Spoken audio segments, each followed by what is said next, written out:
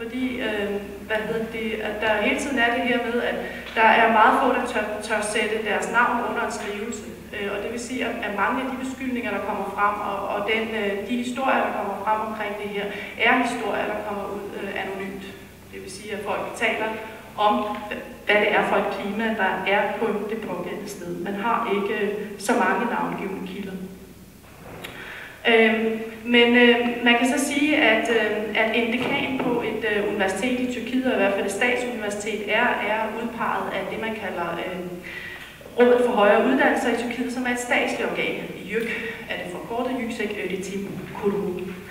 Og YÖK er i sin tid oprettet af militæret i Tyrkiet efter kuppet i 1980, med henblik på at kontrollere højere uddannelser i Tyrkiet. Og det har de selvfølgelig gjort ved blandt andet netop at have kontrol over, hvem der sidder i fakultetsstillinger, hvem der får stillinger, etc.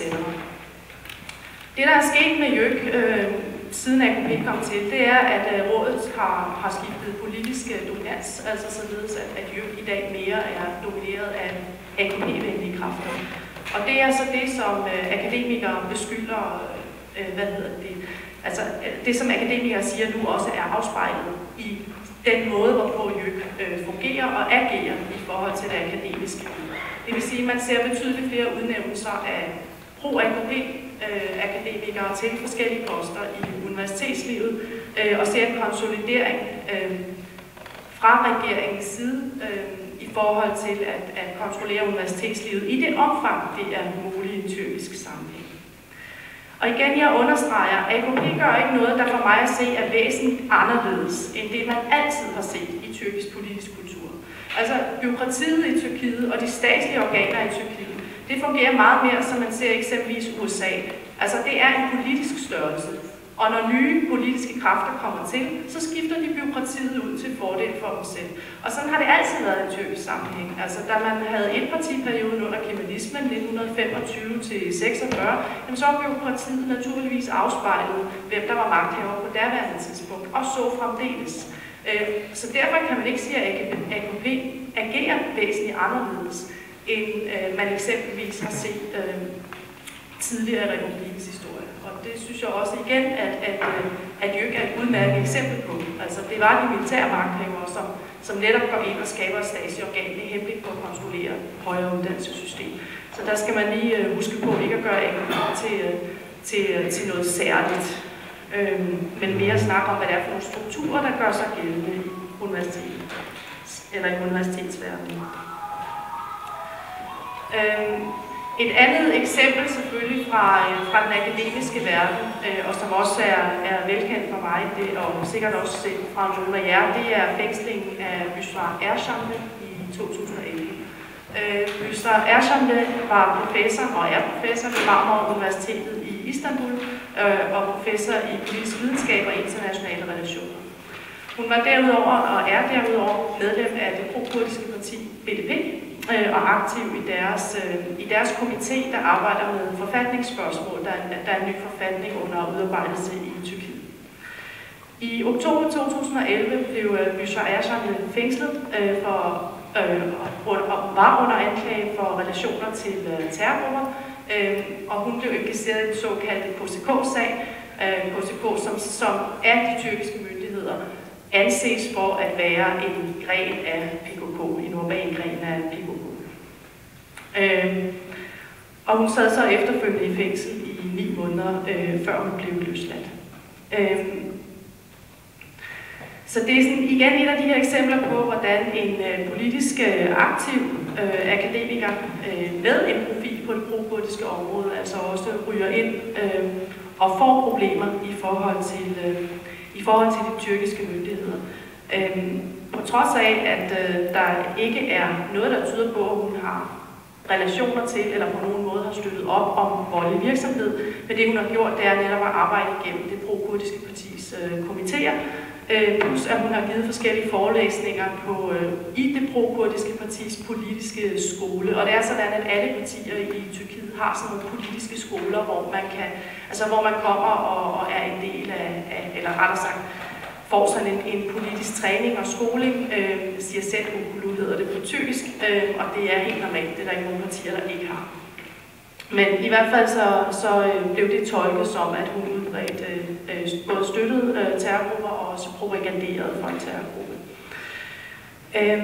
Men det er ikke kun kurder, der rammer. Altså man har så sandelig også eksempler på andre. Det kan være i forhold til den her såkaldte Ergenekon-sag, som handler om den dybe stat i Tyrkiet. Der har man eksempler eksempelvis som Coşkun Uslu fra Middle East Technical University i Ankara, som absolut tilhører et andet segment, nemlig en mere kemalistisk, nationalistisk segment, men også han blev fængslet i forbindelse med den sag netop for propagandering og for relationer til terrorvirksomhed. Via en relation til det, der hedder Oda TV, som er en central medieaktør i forhold til Ergenekon-sagen. Så der er altså forskellige eksempler på det, og det peger i forskellige retninger. Udover akademikere og også det akademiske miljø, så kan man sige, at der så også er problemer i forhold til studerende og i forhold til studerendes muligheder for ytrings- og forsamlingsfrihed og demonstrationsfrihed i en akademisk kontekst. Og jeg vil lige tilføje, at universiteter i Tyrkiet har altid været et meget politiseret miljø, og også et miljø, hvor mange forskellige dissidentstemmer har været til stede.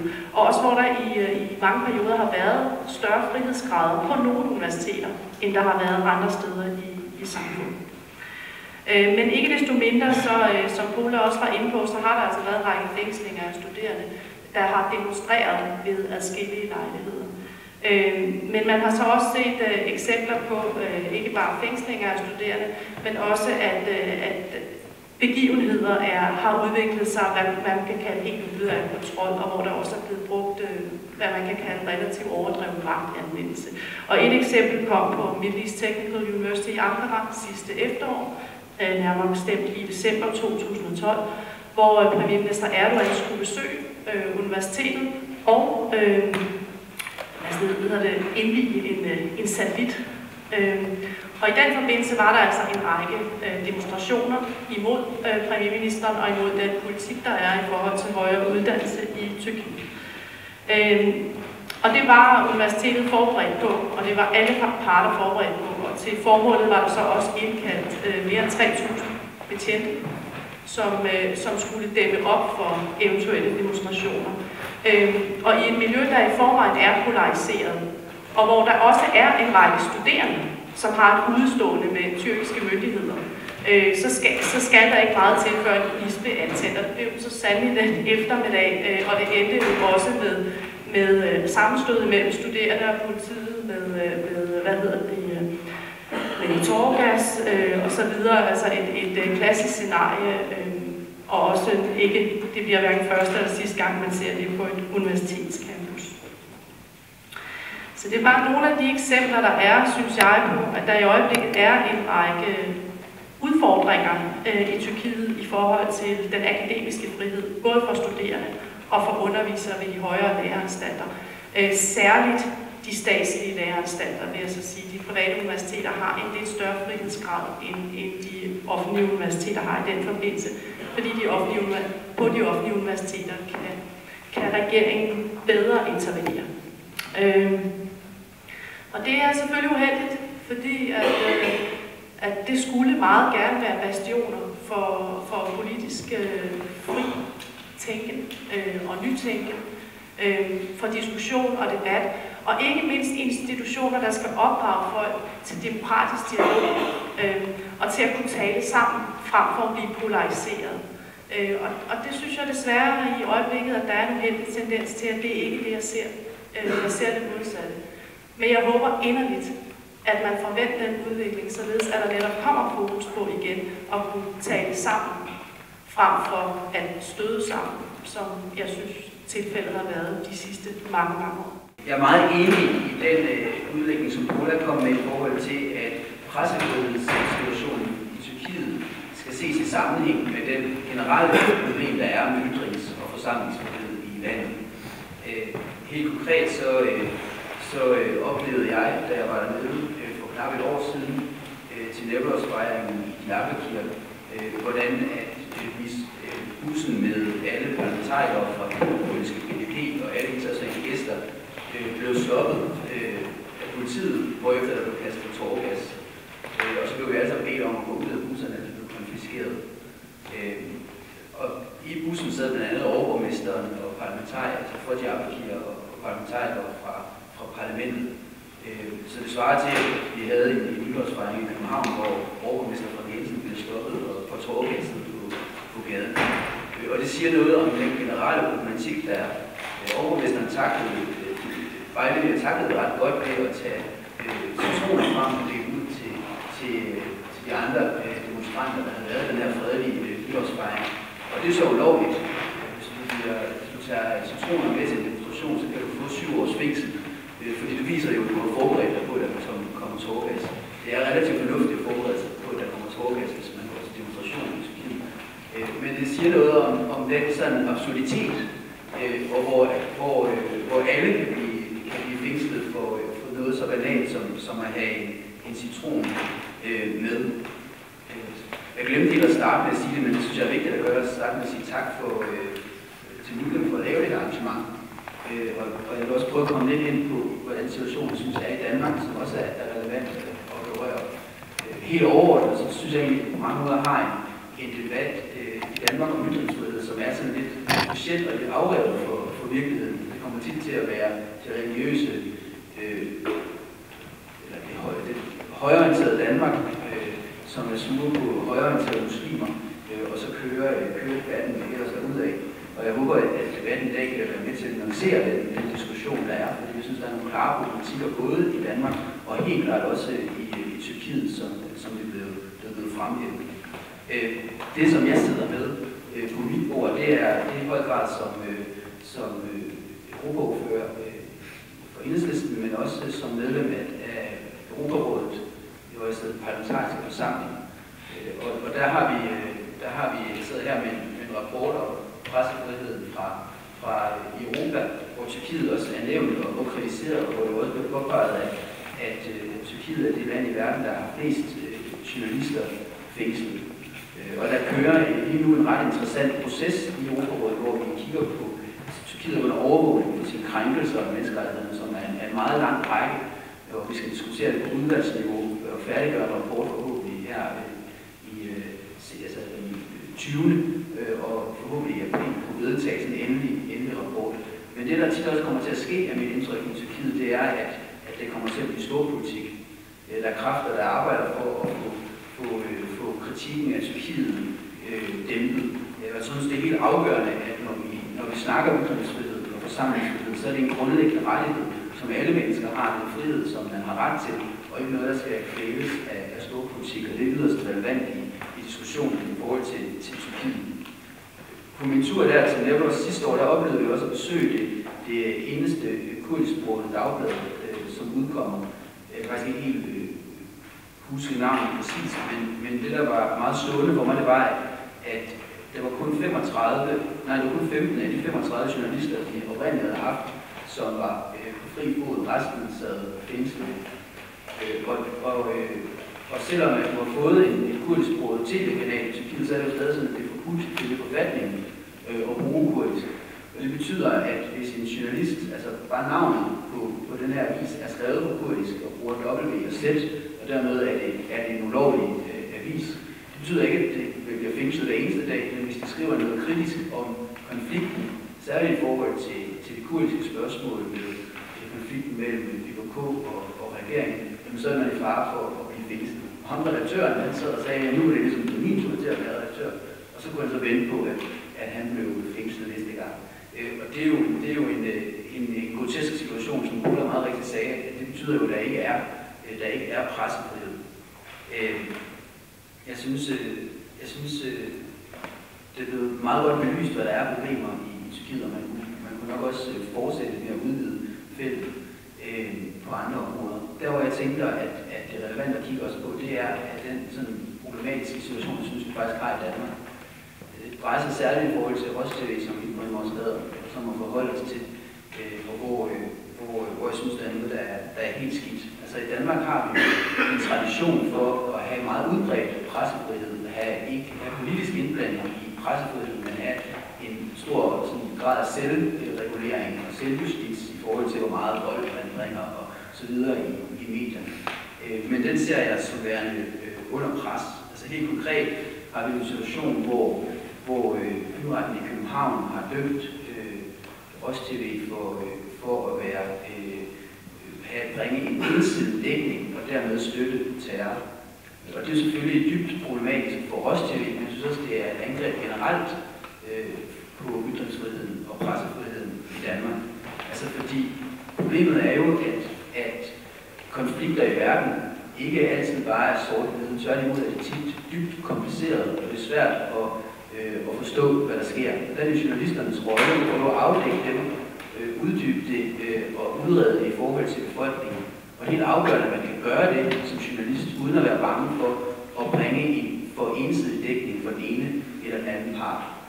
Der tror jeg, vi har et kæmpestort problem, som kan fortsætte. Der er også den absurde ting, at vi ser, at hvor Københavns byret dømmer Roj TV, så har Radio og TV-nævnet, som ellers er dem, der normalt kigger på pressefriheden og på medierne i Danmark, eksempelvis på et tidspunkt fratog den nazistiske Radio Oasen sin sendetilladelse, men også på andre tidspunkter har givet den her nazistiske radio lov til at sende. At de 3 gange nu har frikendt Roj TV for at være talerør for terrorisme. Og det er en dybt problematisk situation. Her i Folketinget sidder vi i en situation, hvor vi havde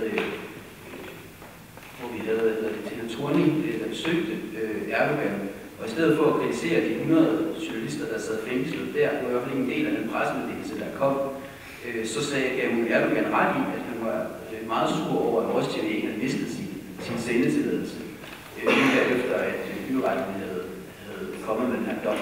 Og senere hen har vi så set et lovforslag, som er kommet fra regeringen, der eksplicit nævner Roj TV, og som vil pålægge Radio TV-nævnet at tage større, altså ligesom at tage en dom om terror ind, sådan mere vægte det i sine bedømmelser. Det synes jeg er en dybt problematisk udvikling, altså at vi simpelthen har et lovforslag, der bygger på at lukke en specifik tv-station. Og det er ikke bare, som jeg ser det, et problem i forhold til Roj, men det er et generelt problem i forhold til pressefriheden i Danmark. Og derfor så tror jeg, at altså nu har vi været meget kritiske, og det er der også rigtig god grund til at være. Jeg tror, det er helt afgørende, er, at vi generelt står vagt om ytringsfriheden, pressefriheden, også i Danmark, og modarbejder det her lovforslag, som er på banen. Altså hele åbningen for den her udvikling, der startede, ligger jo i terrorlovgivningen, hvor man har meget uklare definitioner, som også har medført, at domstolen er kommet frem til en afgørelse, den er i Roj TV, hvor jeg synes, der er klart behov for at kigge på, hvilke terrorloven skal ændres. Jeg tror, der er en rigtig vigtig opgave i, Rikke var inde på det der med, at man tænker på Tyrkiet som en ferieparadis, men at få frem, hvad der faktisk sker, og få fortalt de historier. Der er jo rigtig mange gode, konkrete eksempler i dag, og der er behov for, at vi fra alle niveauer får dem frem i debatten, men også får dem direkte kritiseret. Altså få afgørende, at det ikke bare er en klap på skulderen til Erdogan og støtte til hans kritik af Roj TV, som Thorning giver, når vi møder ham, men at der er en kritik af de fængslede journalister.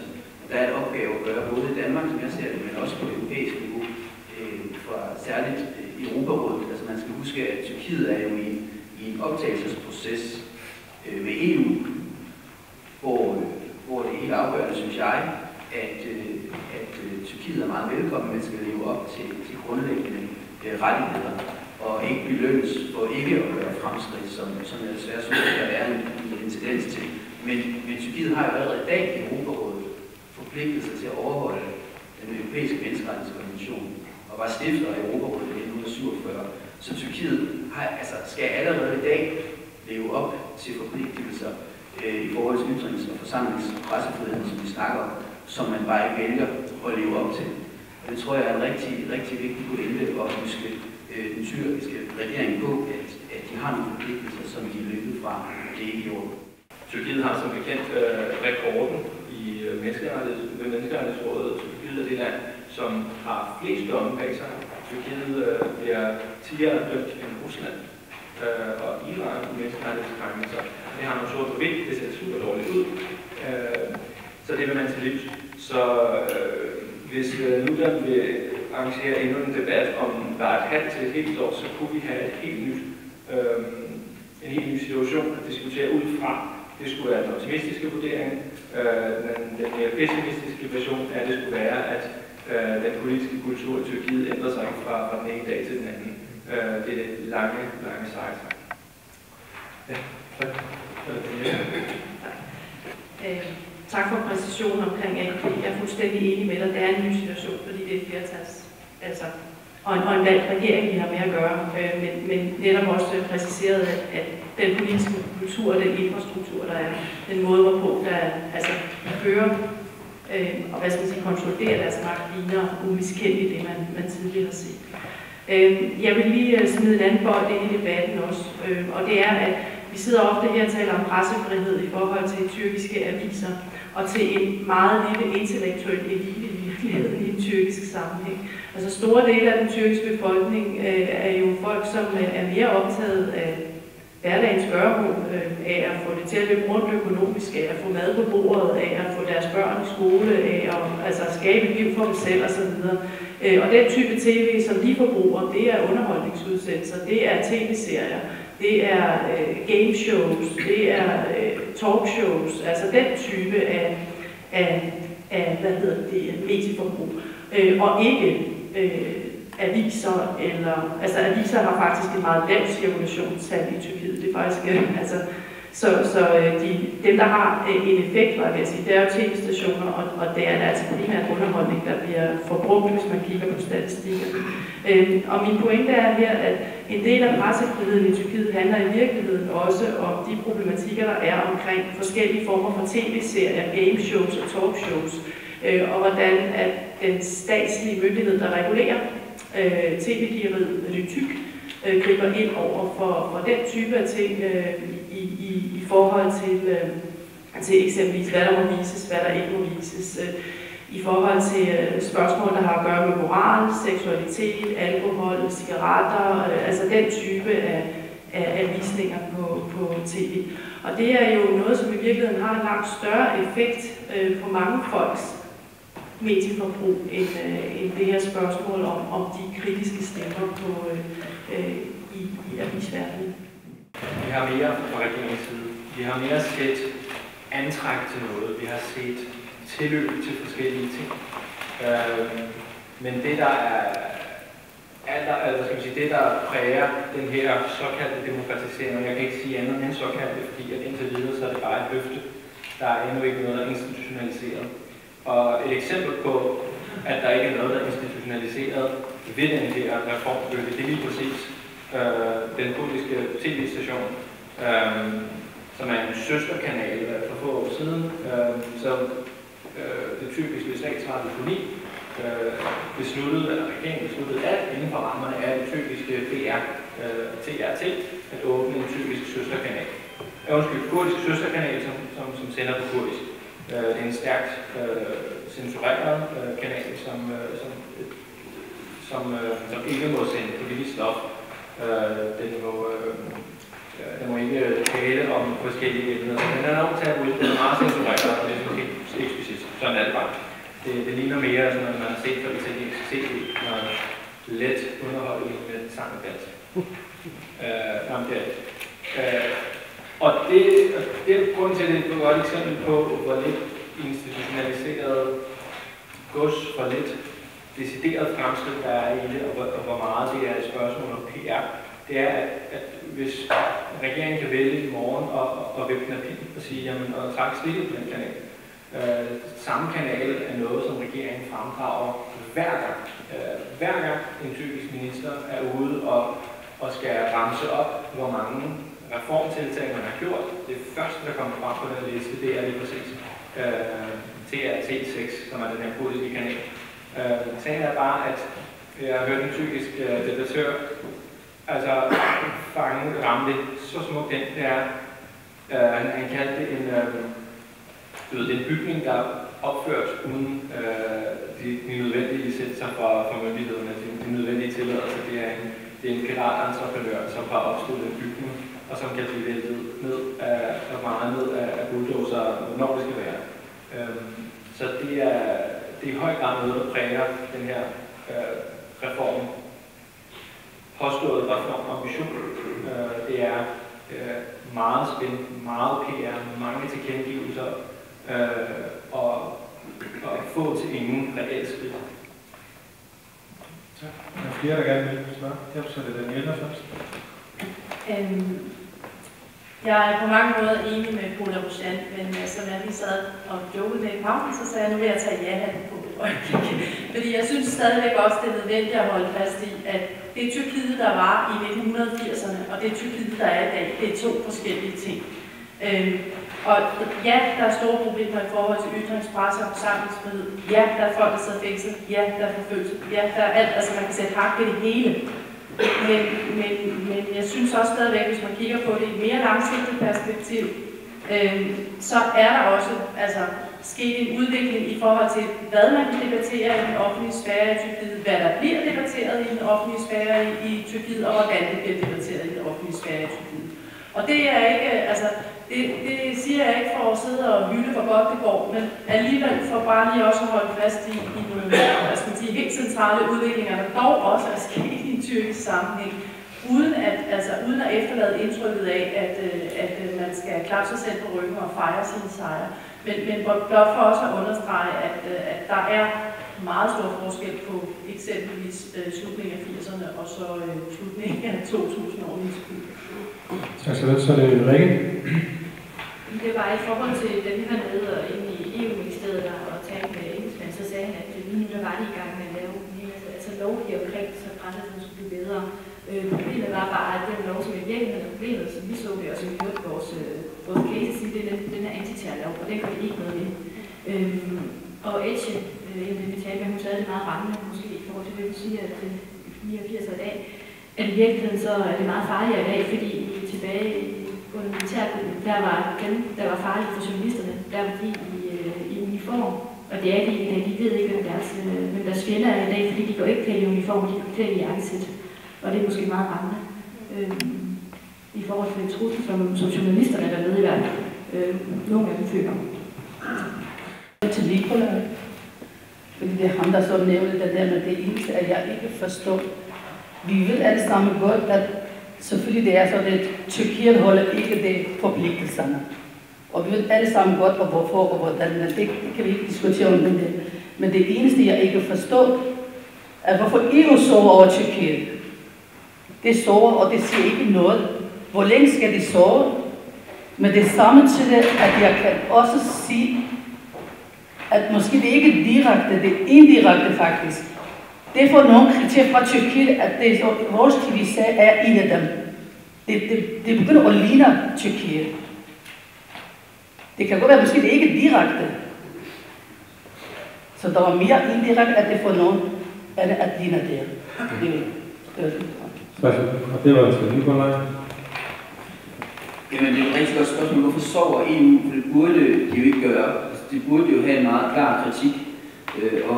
Hvordan var inde på den her episode med hende, den 17-årige studerende, som er amerikanske ambassadør i Ankara faktisk kritiserede fængslingen af meget skarpt, og hvor EU's vendinger var langt mere afmålende. Og jeg tror faktisk desværre tit i forhold til debatten i EU om optagelsen af Tyrkiet, at der kommer det sådan til, der bliver nuancerne forsvinder. Der er ligesom to poler. Den ene, det er Dansk Folkeparti og deres venner i Europa, der siger, at Tyrkiet kan bare aldrig komme med. Og den anden er så dem, der føler sig progressive, og så føler, at de skal sige, at Tyrkiet kan altid komme med. Altså i Danmark er det ligesom de radikale venstre mod Dansk Folkeparti. Og det er en meget problematisk situation,